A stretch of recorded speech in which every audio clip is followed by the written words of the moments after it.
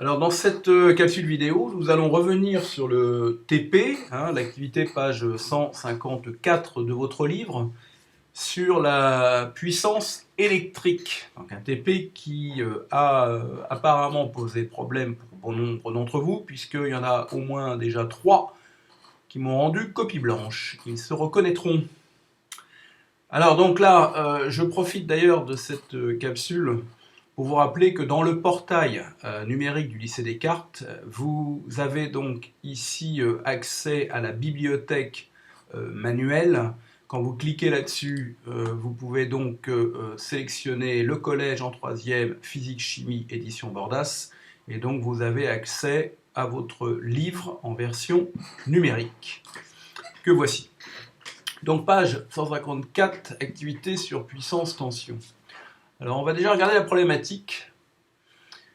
Donc la problématique est la suivante.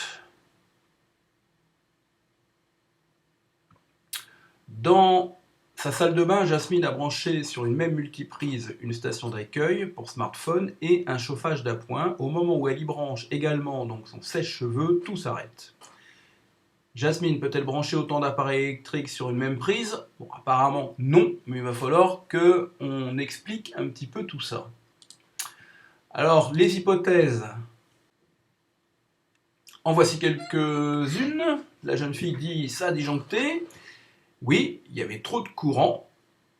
Comment le savoir? L'intensité n'est pas marquée sur les appareils. Alors, on va aller vérifier ça.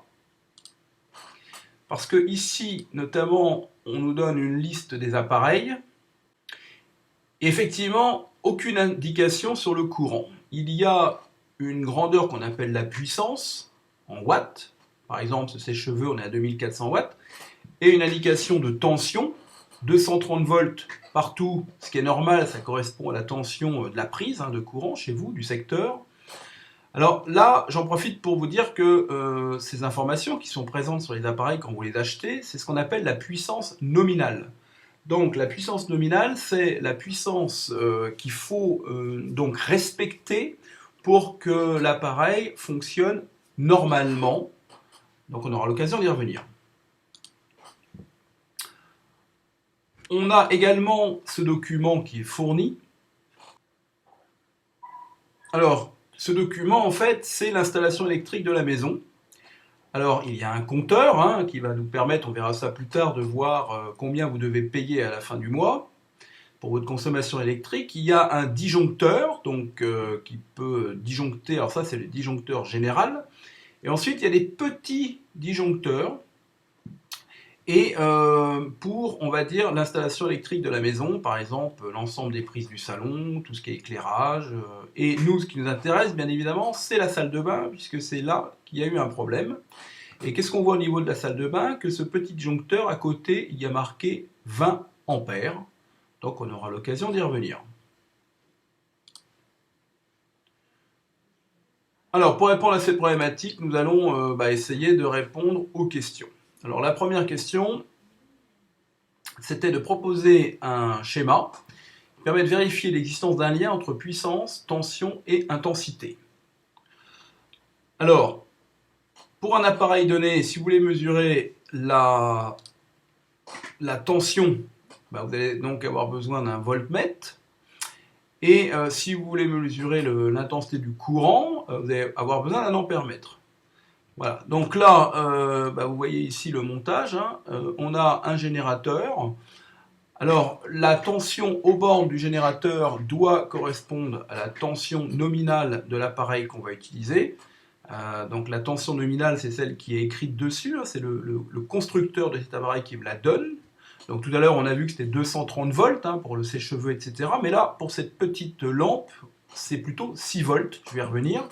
Donc on prend une tension de 6 volts et donc on va brancher en série la lampe avec donc l'ampère-mètre qui est là. Donc je rappelle qu'un ampère-mètre se branche en série. Et puisque nous voulons également la tension aux bornes de cette lampe, puisqu'en fait on étudie cette lampe, on essaie de trouver la relation qu'il y a entre puissance, tension et intensité pour cette lampe. Donc la tension se mesure avec un voltmètre qui lui se branche en dérivation.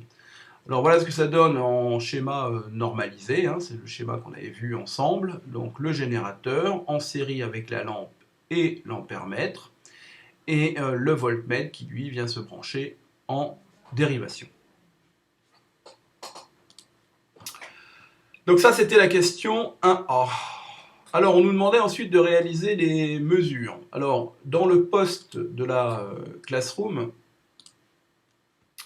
je vous avais donné pour cette question 1B les valeurs trouvées pour l'intensité. Donc pour ce qui est de la tension, elle est de 6 volts pour les 3 lampes utilisées. Par contre, pour les intensités, ça vous ne pouvez pas le deviner, je vous ai dit que ça allait de 50 jusqu'à 300, passant par 100 mA. Donc ces valeurs-là, vous ne pouviez pas les deviner, je vous les ai données.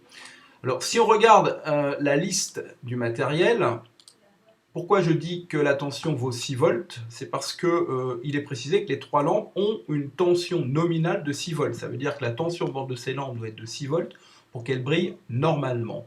C'est pour ça qu'on a pris un générateur 6 volts. Alors, pour répondre, donc, en tout cas, pour la question 1B, ce qu'il était conseillé dans votre compte-rendu, c'était de faire un tableau.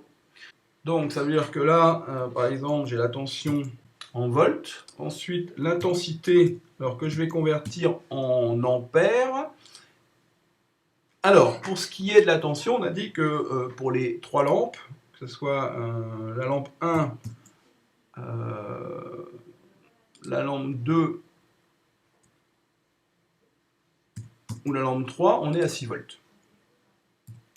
Voilà, alors les intensités, moi je vous les ai données. Alors pour la première lampe, on est à 50 milliampères. Donc en ampères, ça fait 0,050 puisqu'on divise par 1000. Ensuite, on était à 100 milliampères, donc ça veut dire 0,100 ampères. Et ensuite, on était à 300 milliampères, ce qui nous fait donc 0,300 ampères pour le courant. Ensuite, on nous demandait de calculer le produit de la tension U par l'intensité I en ampères. Donc U fois I. Donc si on fait le produit, donc U fois I, ici vous allez donc trouver 0,3. Ici vous allez trouver 0,6. Et ici vous allez trouver 1,8. En faisant donc 6 fois 0,05, 6 fois 0,1 et 6 fois 0,3. On déduit une relation mathématique reliant U, I et P. Alors, il se trouve que on nous disait que les 3 lampes utilisées ont une puissance respectivement de 0,3 watts que je retrouve ici, de 0,6 watts que je retrouve ici et de 1,8 watts que je retrouve ici. Donc du coup, j'en conclus que le produit U fois I, en fait, c'est la puissance. Formule à connaître, la puissance en watts s'obtient en multipliant la tension en volts par l'intensité en ampères.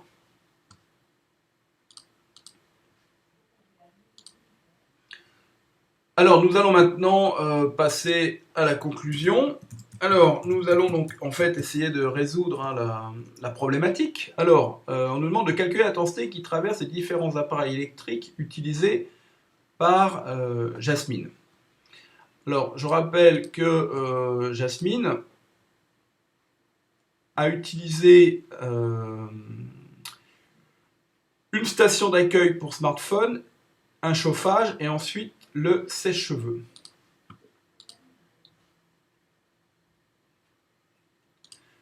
Donc, puisque la puissance c'est U fois I, ça veut dire que I c'est P sur U.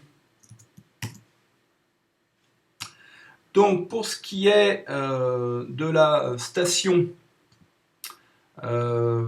pour son téléphone qui est ici, on va donc avoir une intensité égale à P, donc puissance 2 fois 30, donc on a 60 watts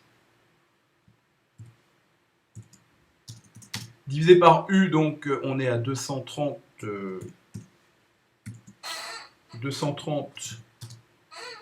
volts. Ce qui fait donc une intensité de 0,26 ampères. Pour ce qui est du chauffage, on va donc avoir une intensité égale à la puissance, c'est-à-dire 2200, divisé par 230.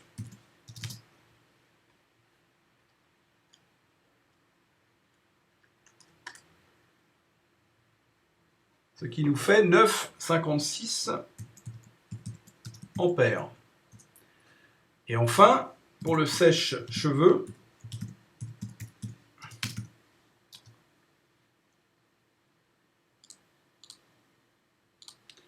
nous allons avoir une intensité de 2400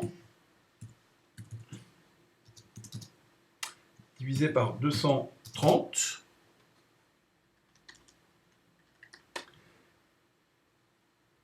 c'est-à-dire 10,4